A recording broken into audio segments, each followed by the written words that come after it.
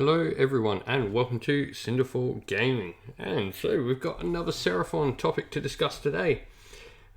We've got some rules revealed and a bit more insight into what and who the Seraphon are and how they're working on the tabletop, and a little bit of how they're working behind the scenes in the lore as well. So we're just going to go over the article that Games Workshop posted up on Warhammer Community and have some discussion about it, and let me know your thoughts down below in the comments.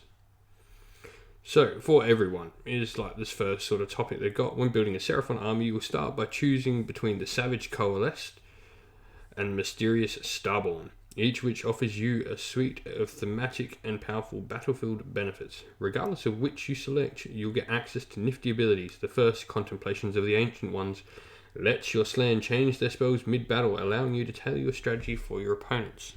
So that's really cool. The Slan are getting some magic buffs, just what I was talking about the other day that we wanted to see. So what is it? Contemplations of the Ancient Ones. So at the end of each hero phase, you can pick one friendly Slan and replace the spell they know from the Lore of Celestial Domination table with a new spell from that table. Choose or roll for the new spell, rolling it again if you generate the spell the Slan already had. Cool. So it's cool. It's got like the open and narrative play sort of stuff in there where you're rolling for your spells and stuff like that, and rolling for the ability to see what happens. That's cool. The second, Sacred Asterisms, that took me a little bit to figure out that word, lets you choose from 3 potential benefits for your army or specific units. The Hunter's Steed, for instance, lets you advance on your foes faster than you usually would, so you can add 1 to run charge rolls at friendly Seraphon. Cool. And so now I was delving into looking at the 2 different sort of like the Starborn and the Coalesced. So Starborn forces represent the Azerite Seraphon, extremely mobile and blessed with the ability to summon new reinforcements to the battlefield. They're flexible, powerful, and excel at objective-based play or when using powerful casters like Slan Starmasters. Lords of Space and Time is their signature ability, letting you deliver key units to wherever you need them most. So Lords of Space and Time, that's the old Seraphon teleporting. 1 unit per turn, 9 inch away from enemy units. Another key boon that makes the Starborn superb objective holders is Unfeeling, a rule that gives all your units a bravery characteristic of 10. So if you looked at the Seraphon War Scroll cards that came out, it did show an 8 on the Saurus Warrior on the packet. Like on the picture on the front dude, the one you see in front of the box. So this makes them 10 again. So that's worth noting that like Seraphon won't be bravery 10 all the time anymore. So yeah, that's what it's telling us about Starborn. So they seem to be the old sort of Seraphon. I think that's what like they're getting at with that. It's like that's how you play Seraphon now and are going to continue playing that way. What the Coalesced do is Coalesced armies represent more savage terrestrial Seraphon that have made their home in the mortal realms, and as such they gain several powerful advantages to their combat prowess. For example, whether you're fielding Saurus, Stegodons, or anything in between, you'll get helpful extra attack with any jaw-based weapons you're using. So yeah, you can add 1 to any attack characteristic of jaws weapons used by Coalesced units. Cool. Like, so they're becoming more savage and more feral. That's a cool little rule. This is coupled by a defensive boost in the form of Scaly Skin, an ability for Coalesced units that makes them excellent against attacks that deal more than 1 damage. So literally the entire army, Scaly Skin, that's an old fantasy rule for all you old fantasy players there. It's great to see it coming back. I do love when old rules and old spells appear in books. Like I remember when the Seraphon and like the Acorn came in Seraphon, and there was, you know, you've seen things like Mind Razor come into it, obviously previously known as Occam's Mind Razor, but we've had other things like, what was it in the end, Throne of Vines, Dwellers Below, and yeah, it's really cool to see those spells, and Peter Shades, and it's just cool to see those things coming back. So yeah, that makes them really quite tough. And so I think this is going to do really well with like Saurus heavy armies and monster heavy armies is going to be where you go for your Coalesced. So now we're taking a look at the sub-factions. Both Coalesced and Starborn armies can be further customized with a choice of sub-factions for each, offering you an even wider range of playstyles and army archetypes to draw from. Every sub-faction has an ability, command trait, and artifact, with some also having command abilities dedicated your force to Dracothian's Tail, and you'll bring a vast portion of them down from on high, giving you unparalleled control on the battlefield. So Dracothian's Tail was one of those mega battalions, if you remember them.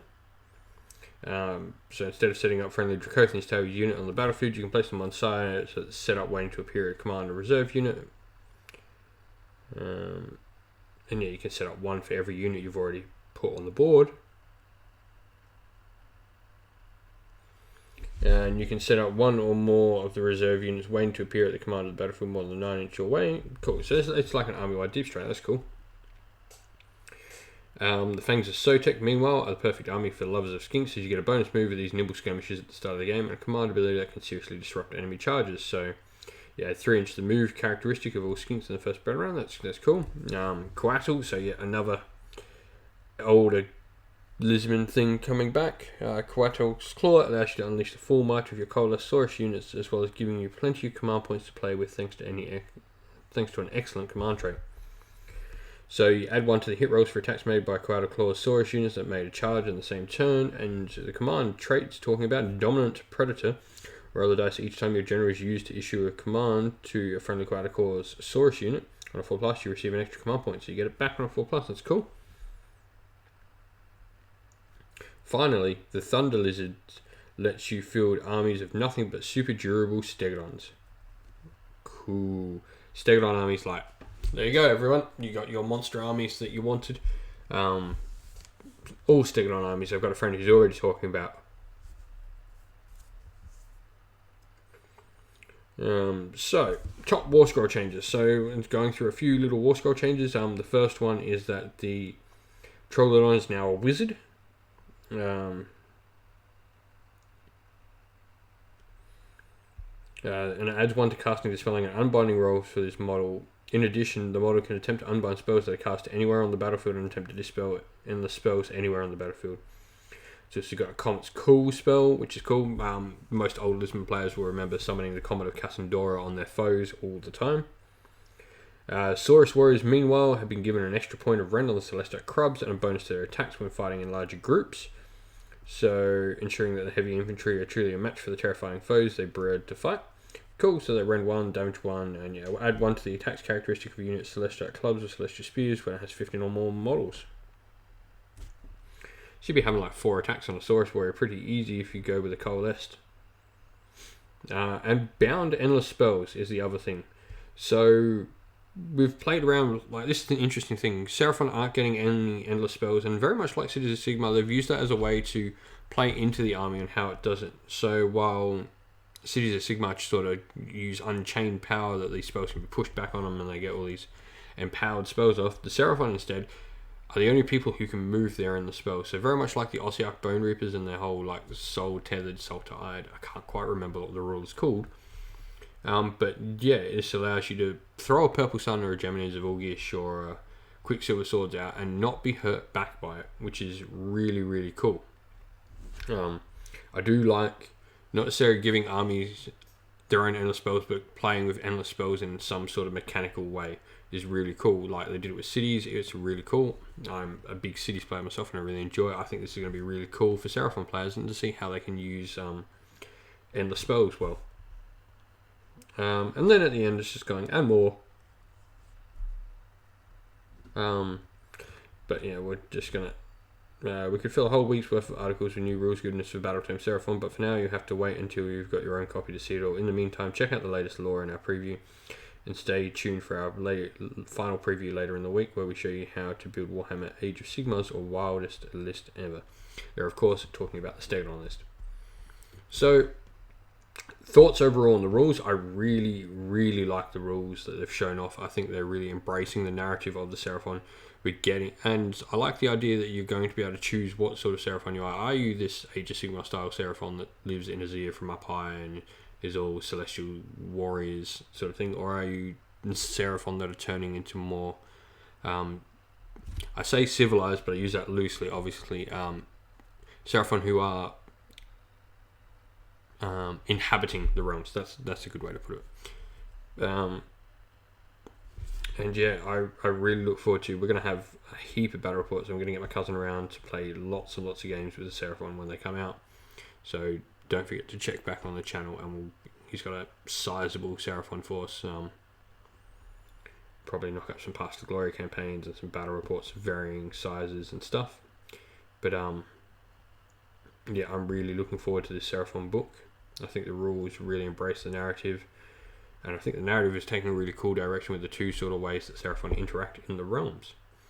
Anyway, that's all for today. Please let me know what you think of all these rules in the comments down below. Don't forget to like the video, subscribe to the channel, and ring that bell to get notifications when all the videos go up, because that's appreciated. And of course, thank you to all our Patreons who support the channel. You can join our Patreon community at sinfulgaming.com/Patreon.